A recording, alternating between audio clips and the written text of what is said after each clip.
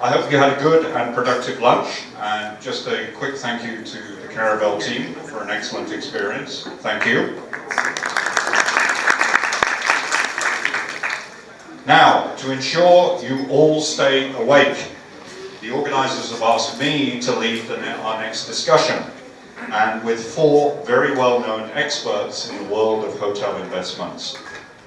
Buckle in, as I'm sure you will hear some interesting points of view and some sound advice. Let me introduce my panel, and I will probably make a mess of their names, one by one. First of all, Eudo from Wyndham Hotels. Morgan, Director and Head of Asset Service and Hospitality, Vietnam, that is a long title, Vietnam and Cambodia at Avison Young, my family company. Mr. Duc Nguyen, Senior Vice President, Lodgis Hospitality Holdings. And last but by no means least, Paul Volodarsky, Partner and Regional Head of the Real Estate Practice and Head of Hospitality Sector at DFDL. So, could we have the screen up, please? Just so we, well, Herbert, can you keep us on time? Thank you. How many hours? We'll go to about 6, if that's okay. All right, well, good afternoon. Thank you very much for joining. And we had a very interesting morning today. And I think we picked up on some common themes through the day, the importance of people, the importance of the right partnerships, and a very interesting panel just before lunch on what is the best route to go. So, taking all those points now, we're going to look at risk. And obviously very important with hotel investments. But I'm going to throw a very big open question here to start. And maybe Duc, you'd like to start. What is the biggest risk in hotel investments? Hello. Yeah. So bit of a dry session for just lunch. I think biggest risk is do you know that you want to do hotel investments? Because it's it's not easy, right? It's very management intensive. There's a lot of work involved, a lot of risks involved, and oftentimes people see the glamour, but they don't see the hard work. They don't see the risks, and it could be that it's not as good as you think it would be, right? And then I can get to all the technical stuff, but that's I think that's the first question that anybody should ask themselves, right? Because usually a lot of people, when they make money in other sectors, they have cash, they want to invest.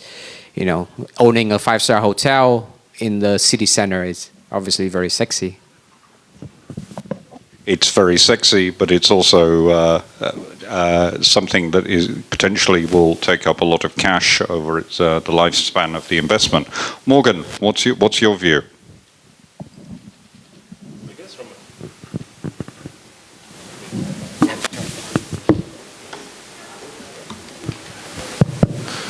Well, the biggest risks are the ones you can't control in the end, right?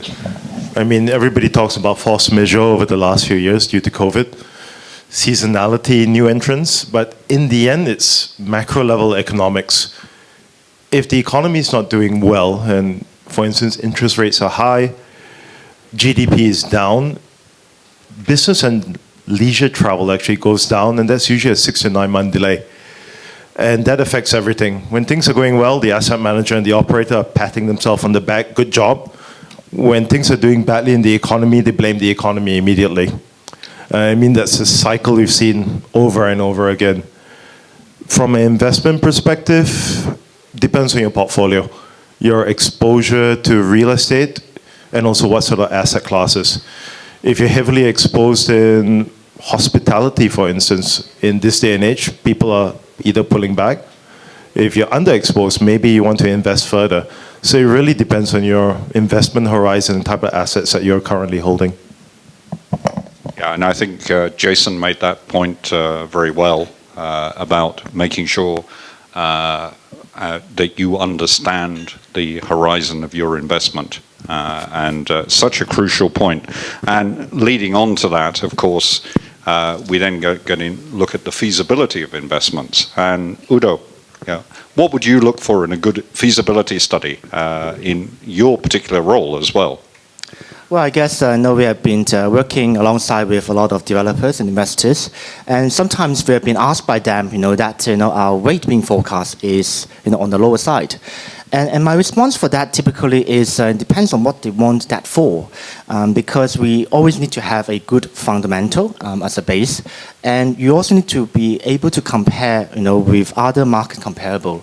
So let's say if the market is doing at 120 US dollar, and then they were expecting to have 350 US dollar, I might tell them, yeah, maybe 2% occupancy. In that kind of good conversation. But at the end, you need to have a scenario analysis. You need to run through different kind of parameters in order to understand that. And also in certain markets, because the market is not yet mature enough to have much higher rate, a 5-star rating, then you might want to consider looking at different types of hotel project positioning and rate as well. Now, if they are being constrained, by payback period or ROI and things, my next advice to them is you need to understand, perhaps you can then look at the construction cost side. You need to deep dive into that and look into different layers and lines to see what are the other ways that you may be able to save costs rather than on the other side, because there are only two sides of business. And of course you have your bank financing, which you need to understand interest rate is fluctuating and all that. Thank you. Paul, you must have seen a lot of discussions, if I can put it politely, about feasibility studies. What's your view? So from our side, it's really a matter of understanding what it is that you can develop there from a legal perspective. So when you're looking at a site, it's not just about whether the site itself looks nice. Then we have to look at, well, what is the actual documentation that's issued for this property say you can do? And in Vietnam in particular, it is very, very specific. So, it is not uncommon that we get a client that comes to us and says, I have this land which is designated agricultural land and I'd like to build a hotel. And then we have to talk about, well, what is your time frame? Because you now have to go through conversion processes. You're going to need to get a lot of sign-offs to get you there.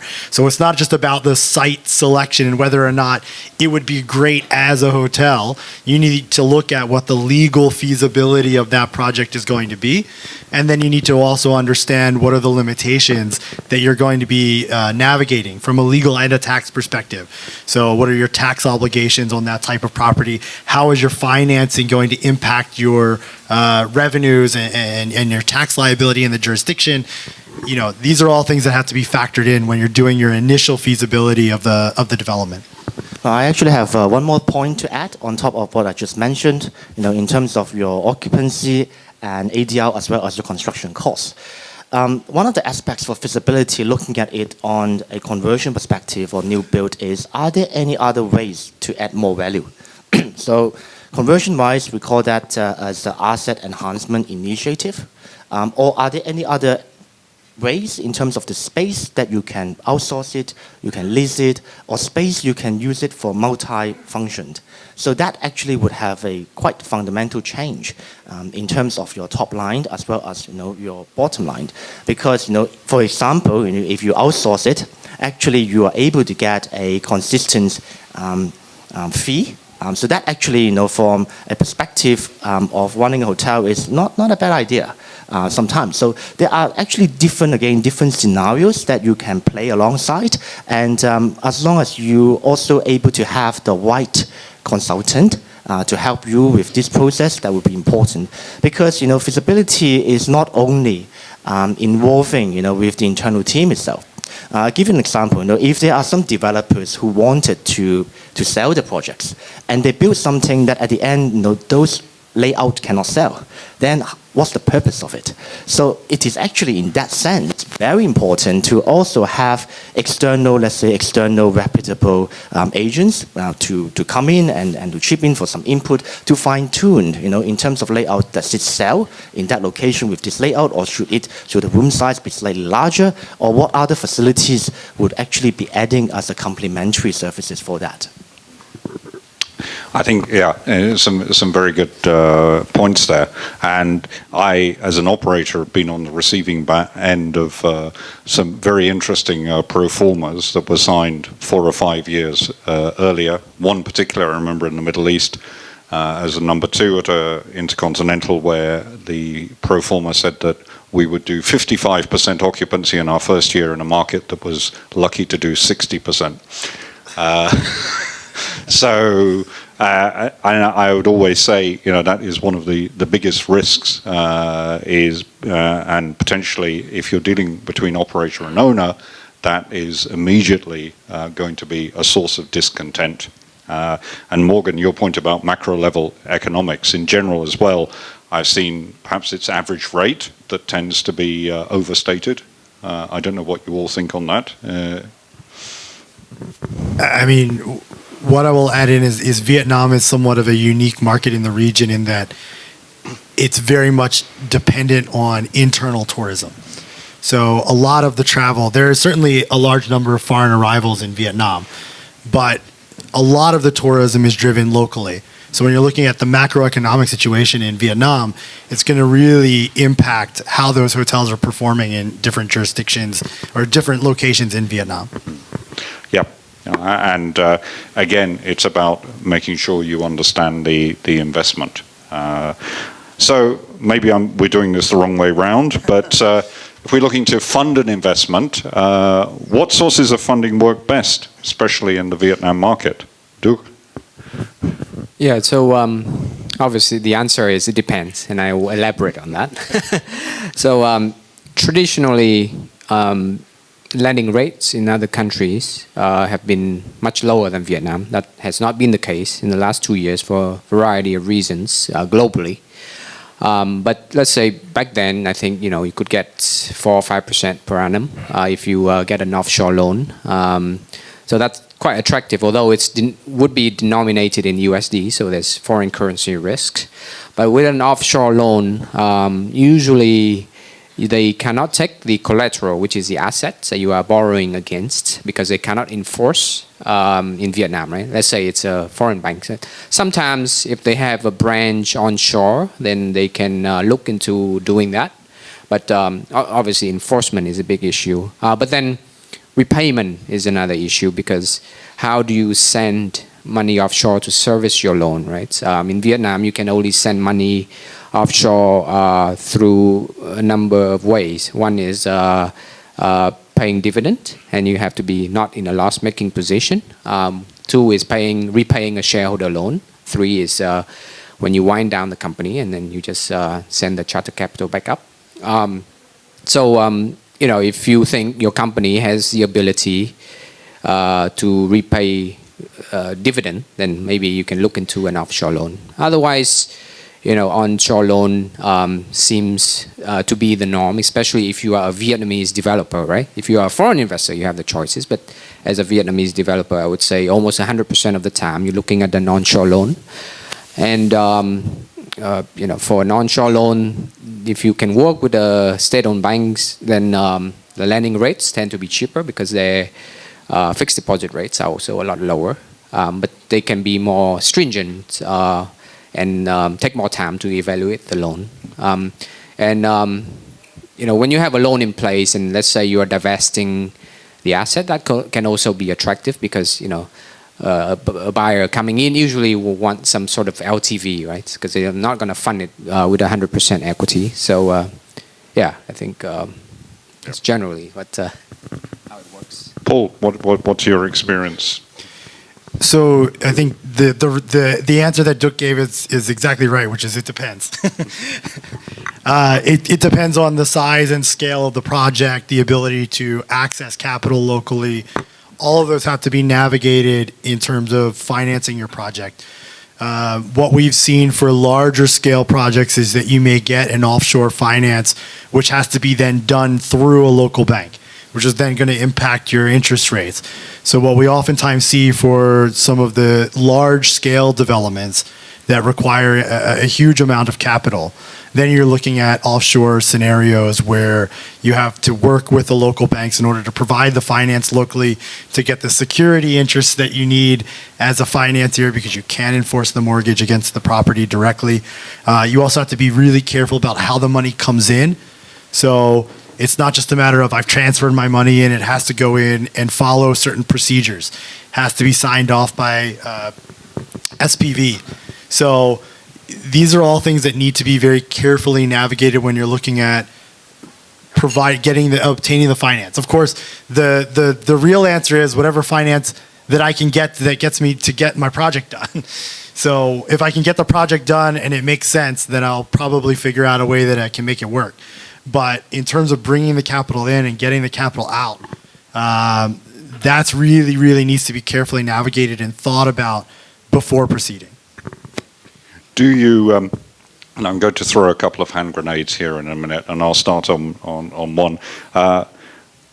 In terms of financing, branded hotels, do they get lower interest rates? Eudo, you want to take that? Yeah.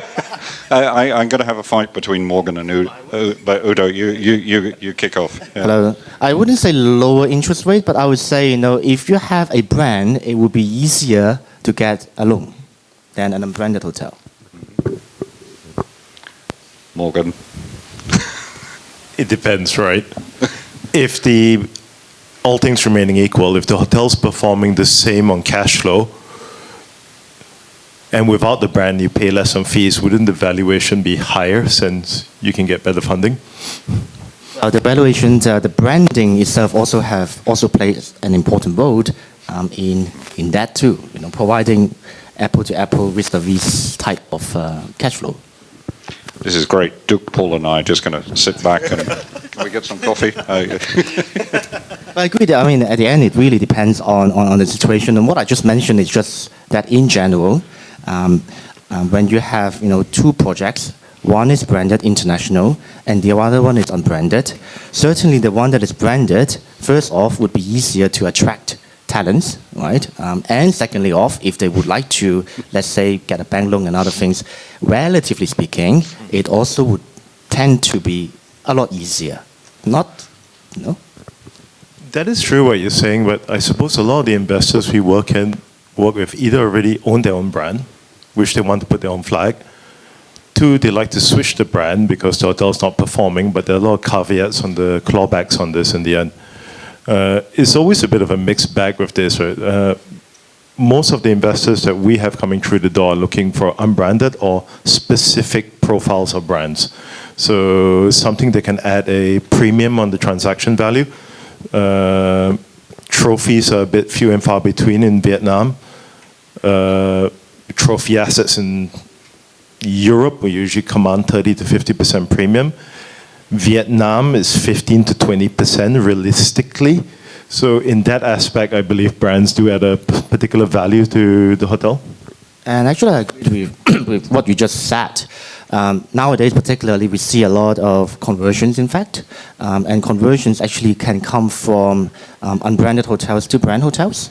Or it can come from brand hotels managed to franchise brand hotels. So even we see actually more coming from that side. So as compared to a traditional 20 years management contract, they would tend to go for either a franchise or a franchise. Yep. And in fact, for the last 2 years, for different conferences, if you do attend, it's actually more and more popular to have this franchise model coming alongside across all sectors and countries. Yeah, absolutely. And I certainly seen this in places like Australia, and it's very much the conversion route is the way to development growth. So interesting. Did you want to? I was just going to add on the franchising side, because I hear about this a lot, and we've been working on a lot of franchising projects around the region. And I will say anyone who has done a franchising project in Vietnam will know that it is extremely difficult. It is, what I will say is there's a lot of groundwork that needs to be laid before you start a franchising process. So if you are a brand and you want to do franchising in Vietnam, you really need to understand what brands you plan to roll out, how long you've been using that brand, and then obtaining the relevant approvals from the authorities in order to be legally eligible to franchise in Vietnam. No, actually, this part is true. We are the franchise market global leader, 25 brands. But even in Vietnam, we don't have all the brands registered. And in fact, last week we were kind of having a discussion internally to see, we do have some budget this year to allocate for this. Which brands do we want to get in and for how long, and prospective growth. So I totally agree with what you just mentioned. I know I was in Fiji a few months ago and in Suva in the capital, and that's IHG territory, but there's a Wyndham going up. We just signed another one, so yeah. We have one more in Fiji. Interesting to see. So we're about halfway through. Please, if you have any questions for the panel, some really good advice and expertise on the stage here. Now, I'm going to throw back to Morgan and Eudo here. Do brands help owners mitigate risk or not? And I'm just going to quote from Reuters here. Brand-affiliated hotels have a lower cash flow risk than independent hotels, according to a 2022 Cornell University study. So I'm just going to throw that out to Eudo to start. My short answer would be yes. Of course. And Morgan's short answer will be? Maybe not. Okay, I mean, Morgan, why don't you say, when you say maybe not, why? Before I get all the hotel development guys kill me in the room, I recognize that brands are important, I swear. I recognize that brands bring marketing. I recognize that brands have distribution. I recognize that brands have standards. However, there is a moral hazard in the end, right? You have somebody looking after your hotel with no equity in it. So they share in the profits, but not the losses. Moral hazard 1. Moral hazard 2, the way the HMAs are structured. Operators are incentivized on GOP and top-line revenue, not on asset protection. If you give an operator a choice, generally speaking, between replacing a HVAC that can last 3 years more, or adding on something that will add to the top line or GOP, the decision will be quite straightforward. It's not the fault of the operator, it's how HMAs work in the end. And also, nowadays, with a lot of the big operators, you have 20, 30 brands, right? What's to stop them from opening up a similar brand next door to you? They will tell you that every brand is different, but how can you have 30 completely different brands? There's going to be some brand leach coming across, right? And protected space only applies to certain brand names, which are usually monobrand, like Mandarin Oriental or Four Seasons, where they have 5, 10 years where you can't open another one. With most operators now, there is no brand protection and protected space. And just to make it even worse, if I may, brands do give you recognition. However, just to play devil's advocate here in worst case scenario, brands have also had incidences in the past, without mentioning the brands' names. New York about 10 years ago with a guest and a housekeeper. Kansas City, the bridge collapse. Singapore, the hotel collapse. You have that brand on your hotel in another country. You're now associated with that. How good is that brand at managing crisis and the response to these things? It's sort of two sides to a coin, right? You're closely associated with the brand, you have brand protection, but then if something goes wrong, you're also pulled into it. Do you want to reply to that? Or shall I let Duc? Well, I hear you, and typically these are common, response, for hotel management agreement, and there are both pros and cons at different sides and looking at it to be honest. But I just want to add, in terms of timing, just add one more flavor, and that is in terms of different business model. Earlier we mentioned, because a hotel operator of how HMA is being drafted, they will not have skin in the game. right? Unless it is Singapore or Hong Kong with a bit of key equity money. Otherwise, in other places, you won't get it. So on that note, the only thing they could put on would somehow be some kind of performance test. Of course, the area protection would there be, for the brand, but certainly there are different ways to move around by creating new brands as well. And this I totally agreed. But sometimes there could also be, some sort of guarantee. So there are still different things that they can look at.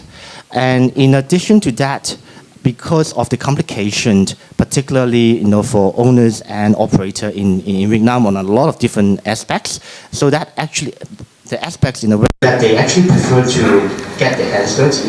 They want to get involved. They want to keep the job. They want to approve everything. So on that note, in fact, it's a lot easier to offer a franchise model as long as your brand is registered, in Vietnam. All right. Yes. My company is actually on both sides. So we are hotel owners, but we also have a hotel management company.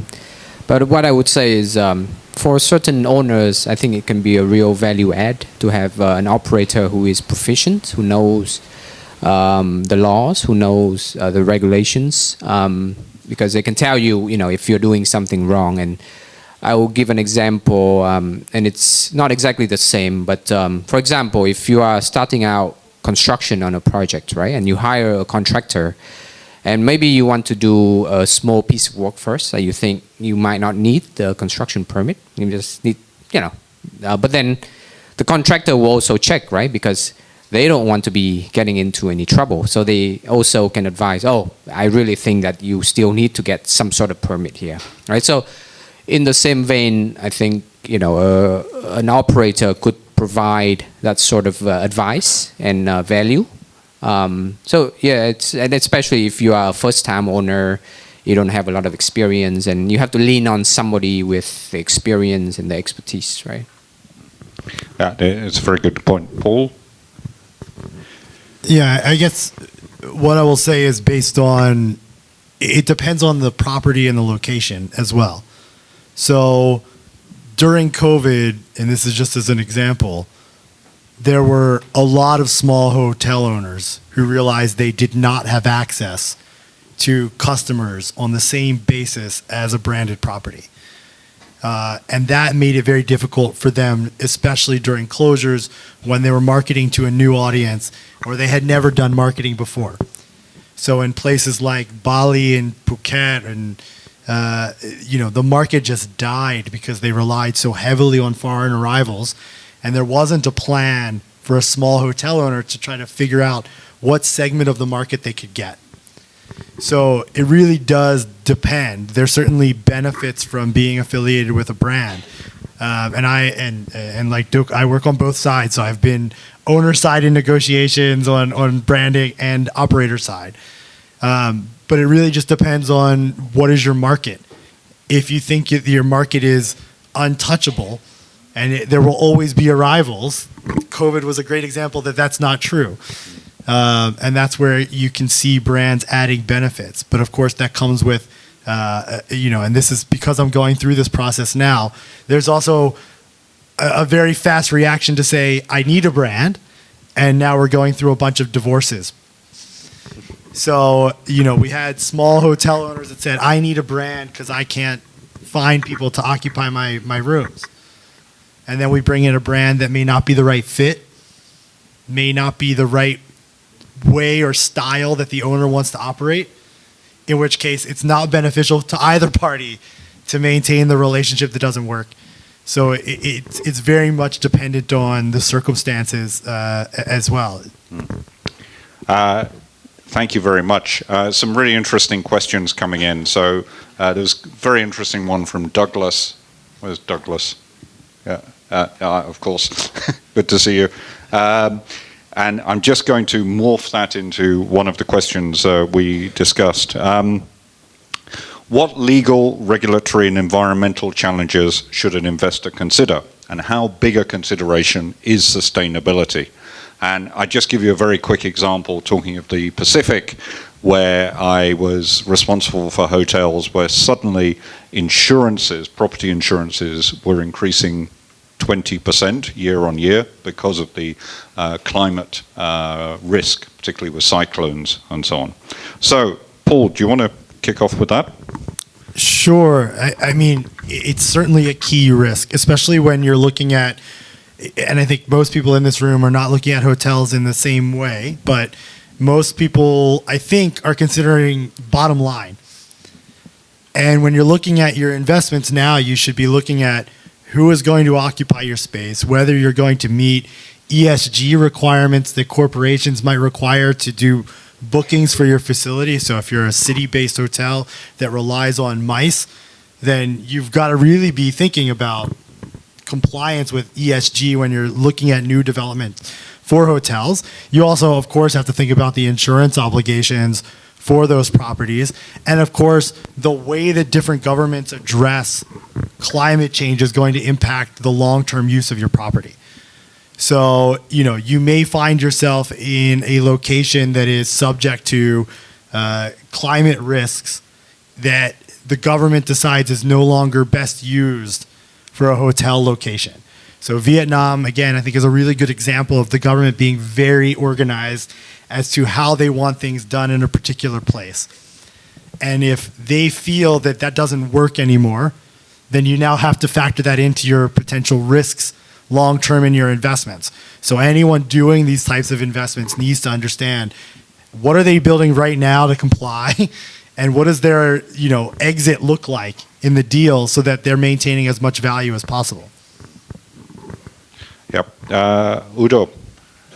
And at Wyndham, since 2019, we understand the importance of ESG. So internally, globally, we have launched our Wyndham Green.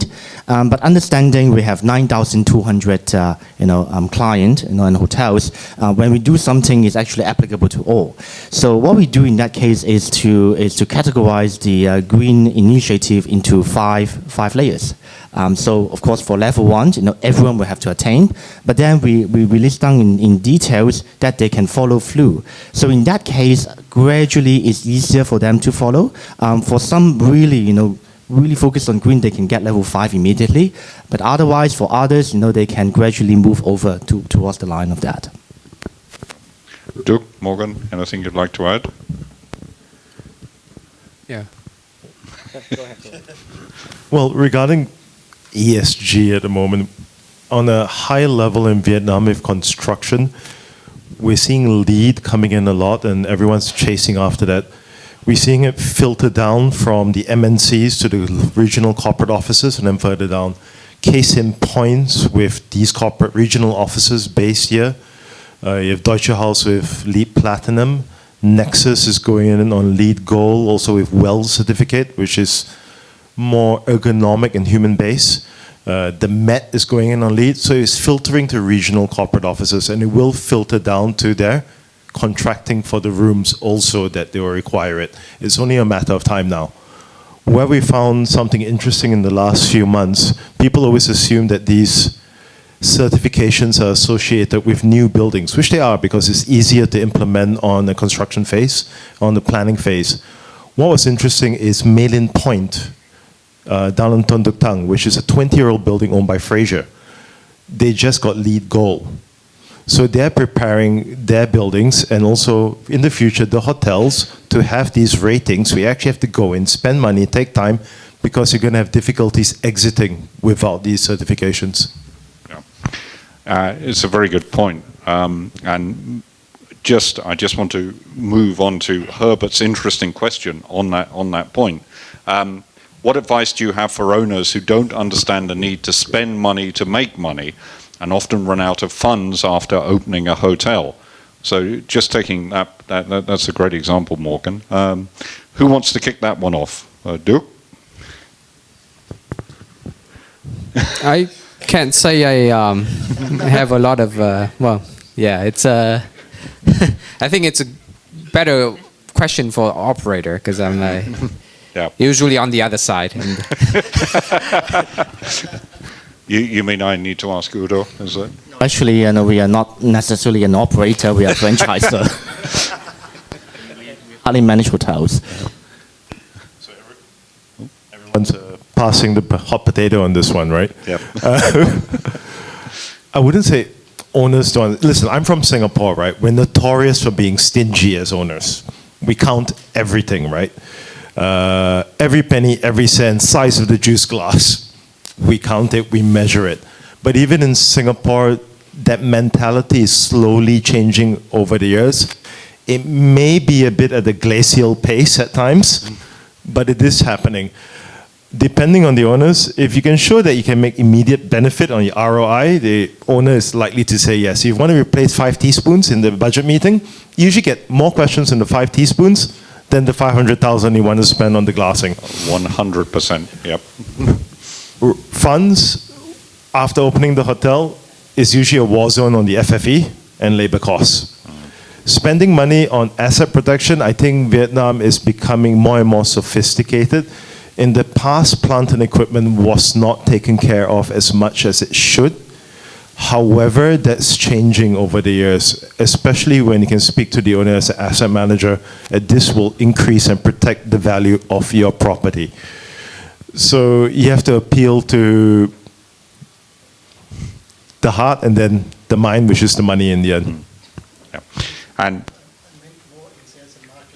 oh, in sales and marketing. Oh, well, that's an operator panel question. Can you save that until Friday?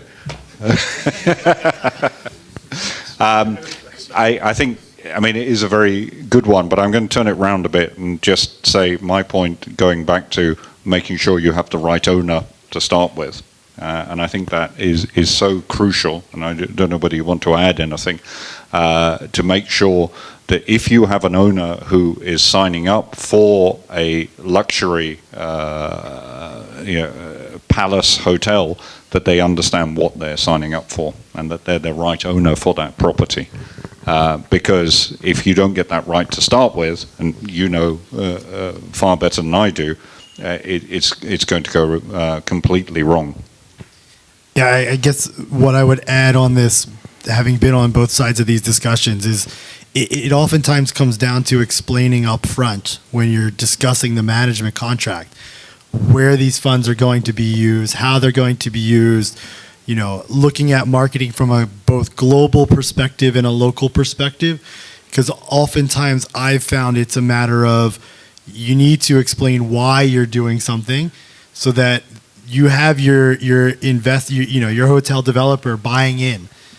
They're not going to necessarily go, I trust you for everything. They want to understand exactly what you're going to spend the money on. Like Morgan mentioned, they're going to want to see, okay, if you're going to spend this, please explain to me what I get for that. And if you have that conversation up front, it makes it a little bit easier to sell it at a future date.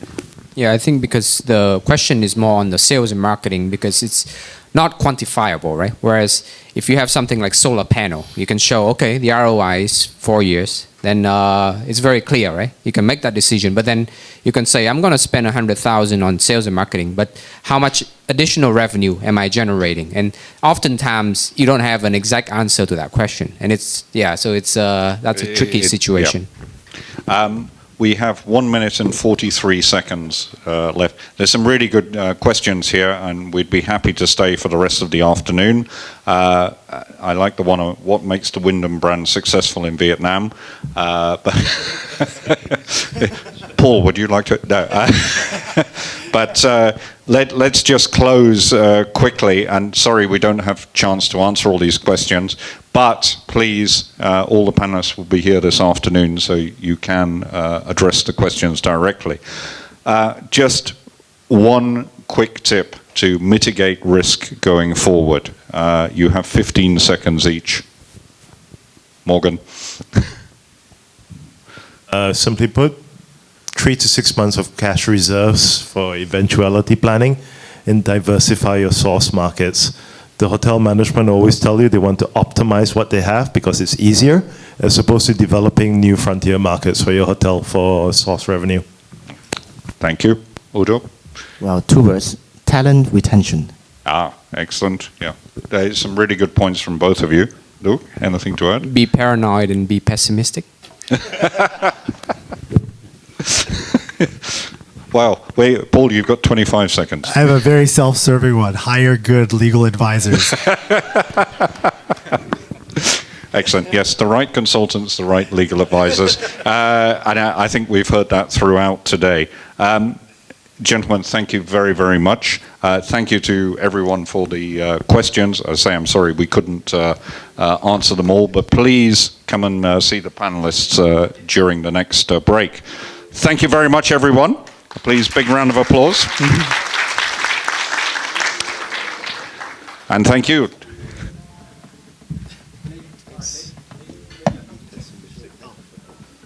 Thanks very much, Paul. Thanks very much. Thank you. Thanks very much. Thank you.